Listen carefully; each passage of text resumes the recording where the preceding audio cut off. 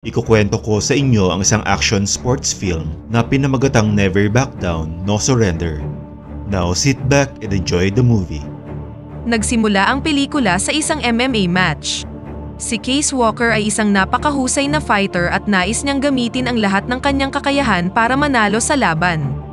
Halatang nangingibabaw sa laban si Case dahil sa kanyang superior fighting skills, ngunit sa kabila nito, inutusan siyang maghintay ng kanyang coach at tapusin ang laban sa ikalawang round.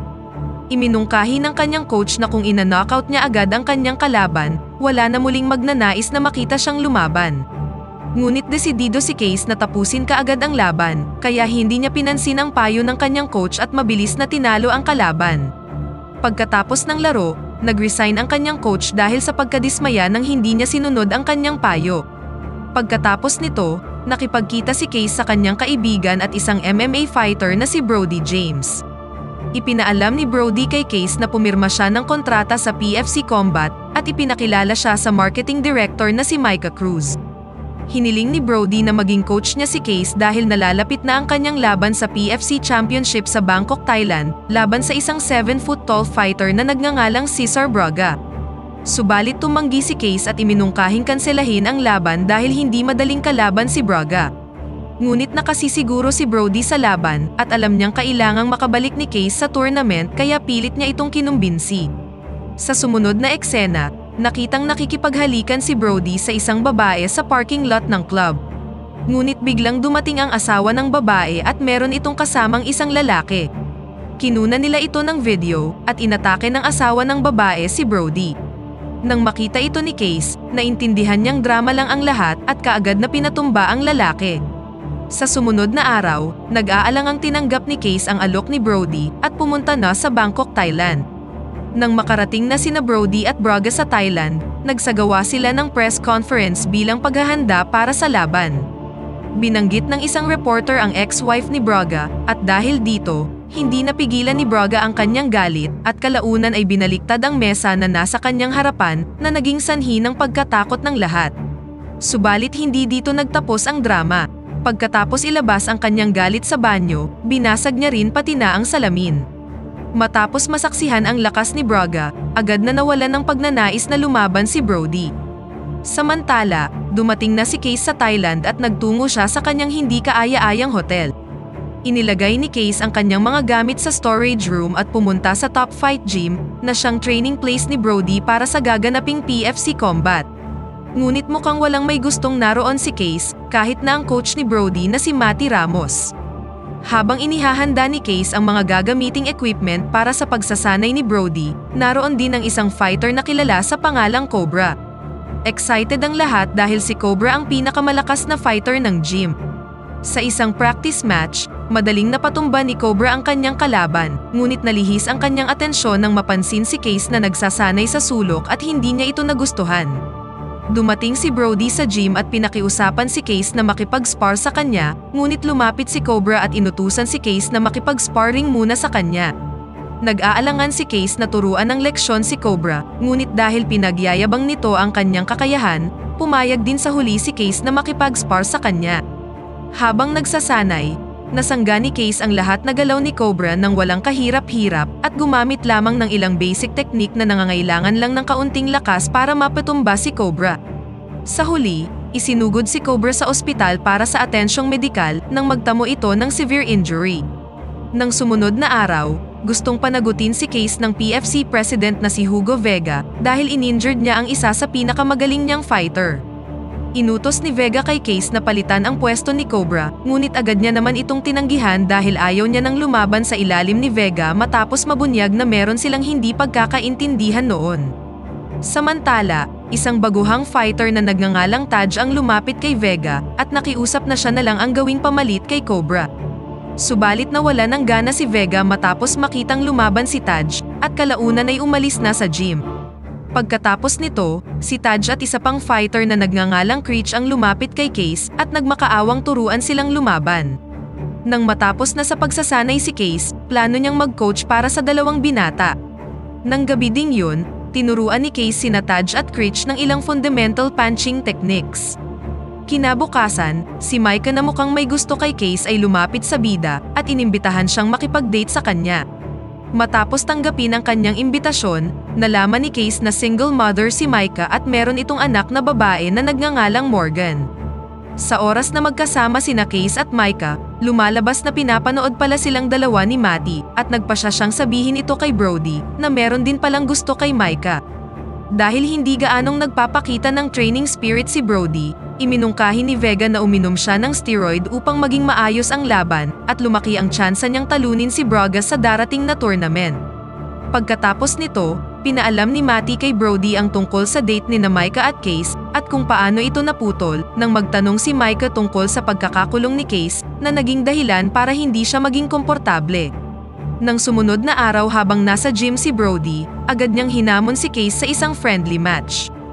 Gayunpaman, inatake ni Brody si Case ng walang diskriminasyon, kaya gumanti din si Case ng malalakas na atake at pinagpatuloy itong gawin hanggang sa nagawa niyang ma-knockdown si Brody. Nagtanong si Case kung bakit nawala ng control si Brody, ngunit lumalabas na dito na nagtatapos ang kanilang pagkakaibigan. Nang sumunod na araw, humingi ng paumanhin si Micah kay Case dahil sa ginawa niyang pagtatanong sa kanyang nakaraan. Isang gabi matapos mag-training ang dalawa, nagpasya sina Case at Brody na sabay na maghapunan. Sa sandaling yun, na-realize ni Brody na siya'y nagkamali at agad na humingi ng tawad kay Case nang lamunin siya ng selos at nawala pa sa sarili. Tiniyak ni Brody kay Case na tatanggapin niya ang kanyang pagkatalo sa maayos na paraan at susuportahan niya ang relasyon nila ni Micah bilang kaibigan. Pagkatapos, ipinaalam ni Brody kay Case na gusto niyang mag-focus sa kanyang workout dahil nalalapit na ang laban nila ni Braga at determinado siyang manalo laban sa mas malaking kalaban. Ginawa naman ito ni Case at sa huli, natuklasan niyang sinunod ni Brody ang payo ni Vega sa pag-inom ng steroids. Pagkatapos, nagsanay na si Brody kasama sina Case at Matty para talunin si Braga. Sa kabilang banda, mas lumalim pa ang relasyon ni Case at Micah. Madalas nang mag-date ang dalawa at gumugol ng mas maraming oras na magkasama. Isang araw, binisita si Case ng isa sa mga tauhan ni Vega at inalok siya ng kontrata para maging fighter sa PFC Combat. Subalit agad itong tinanggihan ni Case at nanindigang hindi siya mahahawakan ni Vega sa leeg. Kinabukasan, nang makarating sina Case at Brody sa gym, nakita nila ang ibang mga fighter na nagkukumpulan. Nanonood sila ng videotape ng pagtalo ni Case sa isang racist na pulis habang naka-handcuff, 2 taon na ang nakakaraan. Mabilis na kumalat ang video at nakuha ang atensyon ng maraming tao, na naging dahilan ng pagdating ng mga journalist na gustong ma-interview si Case. Pagkatapos nito, dinala ni Micah si Case sa isa sa mga bahay ni Vega para magtago, malayo sa mapangabalang media. Iminungkahi niya kay Case na tanggapin na ang alok ni Vega na lumaban sa PFC Combat, subalit patuloy na tumatanggi si Case. Kinabukasan, dumating si Case sa gym at nagulat nang makitang nagpadala si Vega ng isang sambo wrestler na may pangalang Boris upang tulungan si Brody. Alam ni Case at Matty na hindi na ito kailangan dahil maaari nitong ma-injure si Brody. Nagkatotoo ang kanilang kinakatakutan nang ma-injured ni Boris si Brody sa kanyang tuhod habang nagsasanay. Kinakailangan ni Brody na sumailalim sa therapy sa loob ng ilang linggo, bagamat ilang araw na lang ang natitira bago ang laban niya kay Braga. Dahil hindi na makakalaban si Brody, inalok ni Vega si Case ng $1,000,000 para labanan si Braga. Pinaalam ni Micah kay Case na hinangad ni Vega ang nangyari kay Brody. Dahil dito, nagsuspecha si Case na sinadyang saktan ni Vega si Brody gamit si Boris. Kinabukasan, nakumpirma ni Case ang kanyang mga hinala nang palihim niyang sinuri ang locker ni Boris at natuklasan ang text message sa pagitan ni Boris at Vega. Sa mensahe, inutusan ni Vega si Boris na saktan si Brody upang mapilitan si Case na pumalit sa kanya. Ipinaalam niya kina Brody at Micah ang sitwasyon at napagtantong kailangan niyang lumaban. Ngunit determinado si Case na humanap ng paraan para pigilan sina Braga at Vega na kumikita ng malaking pera mula sa mga laban at para panagutin si Vega sa pagka-aksidente ni Brody. Sa mga sumunod na natitirang araw, nagsimula ng magsanay si Case bilang paghahanda para sa laban nila ni Braga. Samantala, ipinaalam ni Micah kay Vega na nag-resign na siya sa kanyang posisyon at hindi na magtatrabaho para sa kanya. Ang pakikibaka ni Case laban kay Braga ay kumuha sa atensyon ng maraming tao, kabilang na ang isang kilalang martial arts star mula sa Thailand na nagngangalang Tony Jaa, na kalaunan ay ipinahayag na sinusuportahan niya si Case. Habang nakikipag-usap si Case kay Brody sa locker room, sa wakas ay nakahanap siya ng paraan kung paano matatalo si Vega at kung paano siya papanagutin.